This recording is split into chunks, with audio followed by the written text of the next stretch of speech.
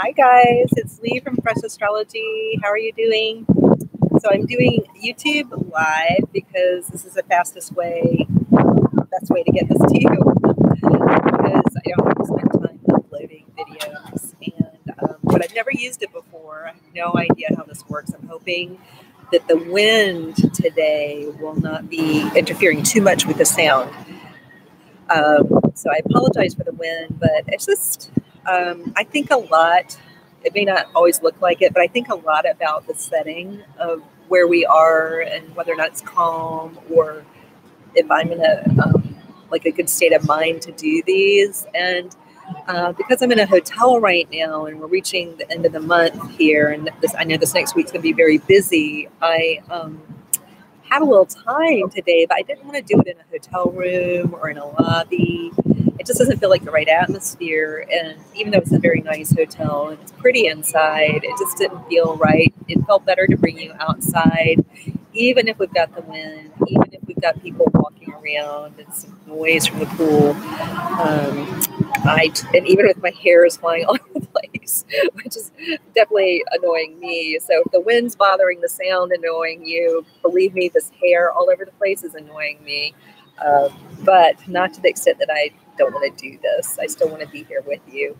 I just like my hair to be perfect all the time, which it's not going to be. So Virgo, hi, you get that, right? You get that I want my hair to not be flying all over my face. But let's look at September anyway. I'm still enjoying this fresh air, next to the ocean. We're on top of a building here, but we're right next to the water, and it's a beautiful day, and it just feels good to be out here. So welcome. Let's look at your chart. So happy birthday, guys. You start the month with the sun in your sign, and then by the end of the month, as normal, the sun goes into Libra. So for you, that means this is a time when you typically would feel like kind of getting down to work on whatever it is you want to work on. It could be a project around the house. It could be a creative project. It could be, if you work, if you do have some kind of income, that you earn. It's a time when you're kind of energized and focused. And in addition to the sun being here, you also have Mercury and Venus. And so they're not all here necessarily at the same time, but you have all this energy kind of moving through your sign with the sun and then Mercury, which is your patron planet. And then we have Venus starting the month in your house of daily work, spending and earning, and then moving into the area of communications where you've been hosting Jupiter. So there's a lot here about creativity and writing and communicating. And so I expect a lot of you have themes like that going on in your world where you're working on some creative projects, or with Saturn and Pluto here, it could be that it's hard for you to work on creative projects. It's hard for you to free yourself up to feel creative. And but Jupiter here in the third house certainly helps. And then it's a once in a 12-year gift to have both Venus and Jupiter here together in the third house of communications. So writing projects, speaking engagements, or just emails, meeting, feeling like you're connecting with people. There's a bit of a lift here, and there's some potential for nice exchanges, nice messages, whereas over the last month we had Mercury retrograde. Now there's this chance to really connect and have that messaging be on target and effective, and so that should feel really good. And then by the end of the month, you have first Saturn going direct and then Pluto at the very end of the month. And in this area, the fifth house of creativity is also about children. And you have Mars having gone direct, moving from the fifth house into the sixth house. So there's a lot of energy and forward momentum going on if you have children or want children or themes of children. Some of you don't have children and you won't have children. But, you know, frequently when I talk to people, they're like, I just don't talk about children, or that was not relevant to me, blah, blah, blah. And I tease in a good way, but because I do this too, you know, we have blind spots sometimes to actually what is going on in our life. It's often, I talk to someone who doesn't have kids, it's not relevant to them. Their whole career revolves somehow around children, or, you know, like they're doing health studies about children and disease, or they're actually teachers of children, and they just like forgot about that. And then, or they're coaches, you know, on sports teams for children, or their creative projects have to do with children's books or artwork that goes in a children's hospital. There's a theme of children in there that sometimes we just have a blind spot to. So try to be on the lookout for where you have a blind spot. Because often, you know, when we have this fifth house activity, whether we're in relationship or not, we're wanting to hear something good, and especially Virgos, you're wanting to hear something good about relationships. And so sometimes we're so hell-bent on hearing something, like one thing we're focused on, we've got blinders up to all the other potential in our chart. So with all these planets moving direct in this momentum in the fifth house, it could be that if you're single, there is some forward momentum here. Mars is a personal planet, could be a person. It could also just be, it could be your own energy. You're energized around relationships in general.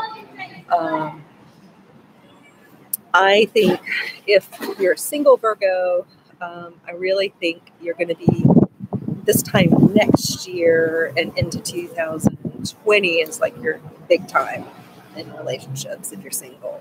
That doesn't mean you won't date or not have relationships between now and then. It just means that's a bigger time for you. That's when things can really happen. Again, it's not that it can't happen now, but it's just, I would say, be patient with yourself, especially with Pluto and Saturn. You're hosting planets of patience and long-term plan in the house of romance, and you can't really escape that, unfortunately.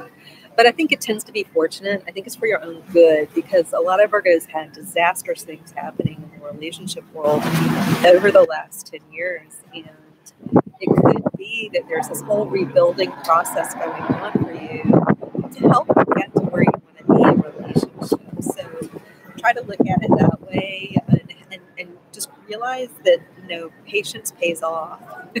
And you are an earth sign, so I think you can probably buy into that to some degree. You got Neptune also, the seventh house of relationship, long-term relationship.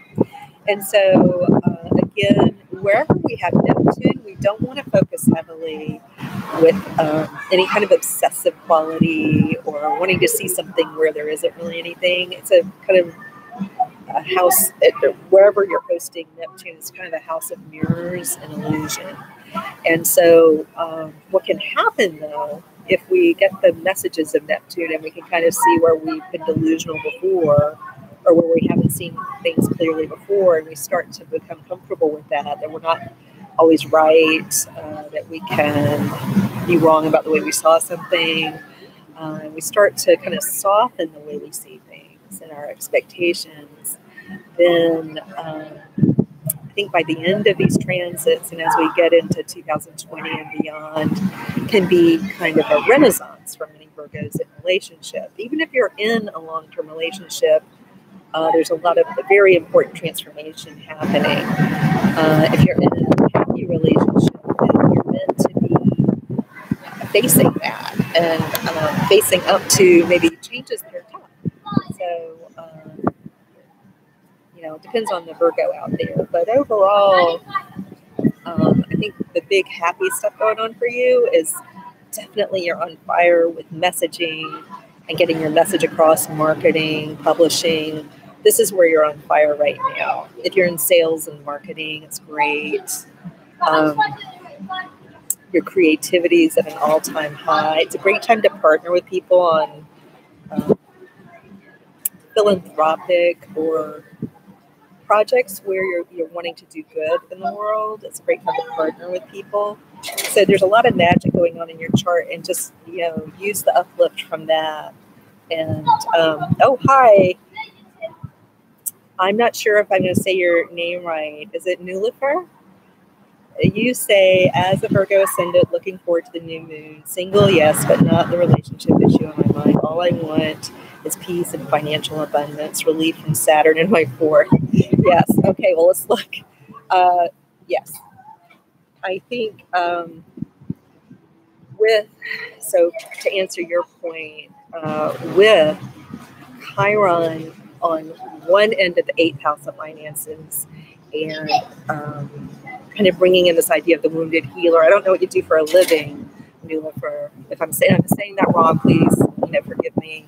But I want to address you so I saw your comment. And then Uranus kind of bookending the other end of it, but moving out of the eighth house by next March, officially firmly out.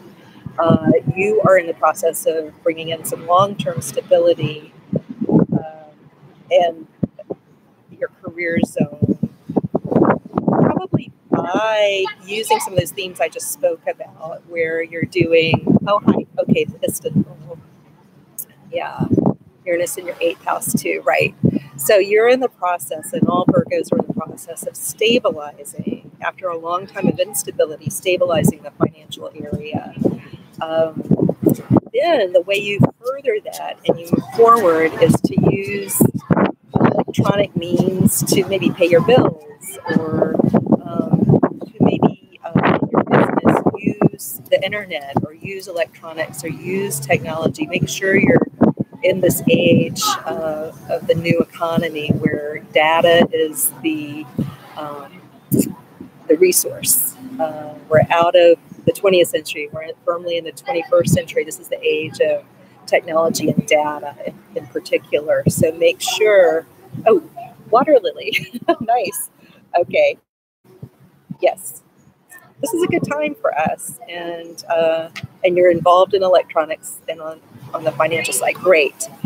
You're doing exactly the right thing. And that's true for all Virgos. Try to make sure you're firmly looking forward and adapting to this new age that we're in, where it's not about manufacturing so much, it's about data and the age of information. And that means this computer here, this thing I'm working through, you've got everyone, and I was just talking to Mimi, my business partner in Tribe, the thing we want to, we help women who want to start businesses, or who feel stuck in their business and want to go to the next level. It's all about, the question I'll be asking even people who want to have a bakery storefront is, how are you using the age of data? How are you using the internet? How are you using Twitter? How are you using Facebook? How are you marketing yourself? And you've got to be thinking about jumping into the 21st century firmly, no matter what kind of business you have, or no matter what your life is. We've all got to be using robotics age, right?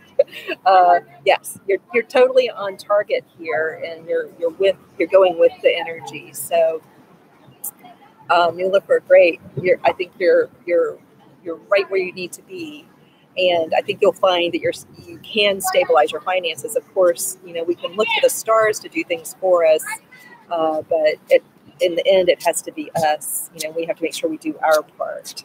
So thank you so much, Nuala, for being here. And if you see this later and you didn't catch it live, feel free to ask questions, and I'll do my best to answer. All right, take care, guys.